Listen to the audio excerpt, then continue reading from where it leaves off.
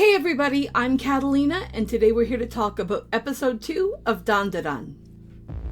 We basically pick up where we left off, with Momo deciding that Ken cannot be Ken because Ken is already Ken, and she is not going to have two Kens to deal with. So, for the sake of her own sanity, she tells the Ken in front of her that he will henceforth be known as Okarun, and moves on from there. I found this really funny because to me what it seems like is that she can't handle the idea that the guy that she's hanging out with has the name of the actor she's obsessed with, and it almost seems like it's a parallel of what we saw in the first episode at the end, where he was having trouble dealing with the idea that she wasn't really wearing any clothes. Each of them seem to have some kind of thing that is drawing them to the other in a way they aren't necessarily expecting or that they don't necessarily want. And each of them is showing that they are not immune to that draw toward the other person. And I like the fact that that is an equal opportunity annoyance. And I find it really funny how each of them deal with it in such a different way.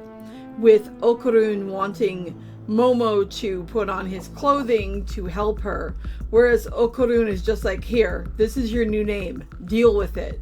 And that really does tie back to their characters, because something I've noticed is that Momo is much more aggressive as far as her action toward him, and he's usually more fumbling and more awkward and more clueless. Now, the nice thing is that in both characters' cases, when shit hitteth the fan, each of them actually steps forward for the other, even though their overall connection is still relatively new. I like the fact that that is something that has been established very early on and that is quite consistent. It's fun seeing the distinction between their banter and their questionable behavior toward each other when things are not serious, and then their focus and their genuine concern for each other when things get more heavy. And oh boy, do they get heavy in this episode, because our peeps end up fighting like a supernatural sumo wrestler, and this fight was pretty cool. I don't think I liked it quite as much as the stuff we saw in the first episode, but I still think it did a solid job of actually establishing more of their connection to each other, more of how and why they need each other, and more of how things are going to go for the show. I also think it's interesting to see that by the end of the situation, we have Momo knocked the heck out and Okarun losing control of himself to Turbo Granny, and it looks like we are set up with episode 3 being that we're going to be getting some potential granny on granny action. I wonder just what that's going to actually entail. Is Granny going to be able to somehow banish the situation? Is she going to be able to help Okarun control it? Is she going to be able to help Momo better use her powers? There's got to be something going on. I'm pretty sure that it'll end up being some form of situation where Okarun will be keeping the powers, because otherwise he wouldn't be of equal value in a fight, and that's really important in my opinion with these two characters. What we don't want to see from a storytelling perspective, at least what I don't want to see in my opinion, is a situation where you've got one character who's super amazingly exciting and incredible, and then the other characters that's more weak and more feeble and less interesting. Because then you start getting either girls saying that somebody's become a damsel in distress, or guys saying that a girl has become a Mary Sue, and then you just get bickering in the chat, and it sucks. And I mean, it does actually weaken the story if that happens too much and if somebody loses all value, so let's avoid that if we can. That would be nice.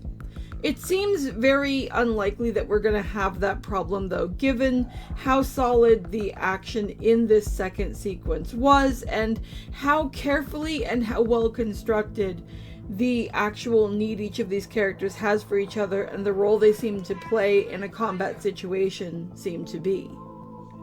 When Okarun uses his powers via Granny, he is able to fight very well. He is able to do great feats of strength, but he has very little control over himself, and without Momo's intervention, he would go absolutely berserk and he could destroy everything, including Momo and himself in the process.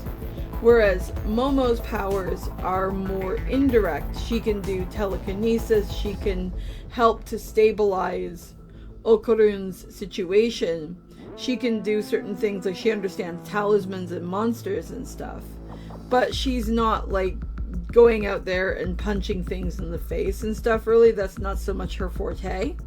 I like the fact that we see these distinctions of physical versus spiritual strength.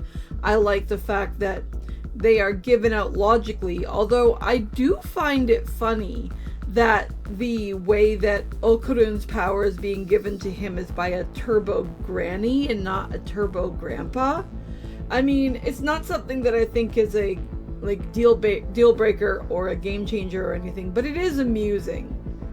And I'm sorry, but every time I think about Turbo Granny, I just keep laughing because of how they introduced her and stuff. I mean, I still love how that was done. It was so good.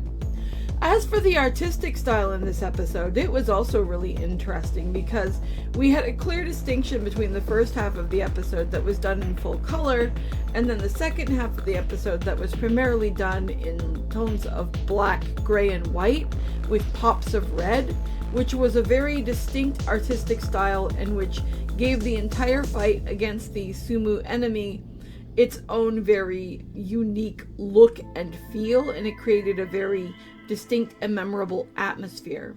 The last thing that I want to say about this fight overall is how interesting it was that we used such a distinct set of ideas to be able to defeat it. Recognizing patterns of what it was and that there might be rules involved was very clever.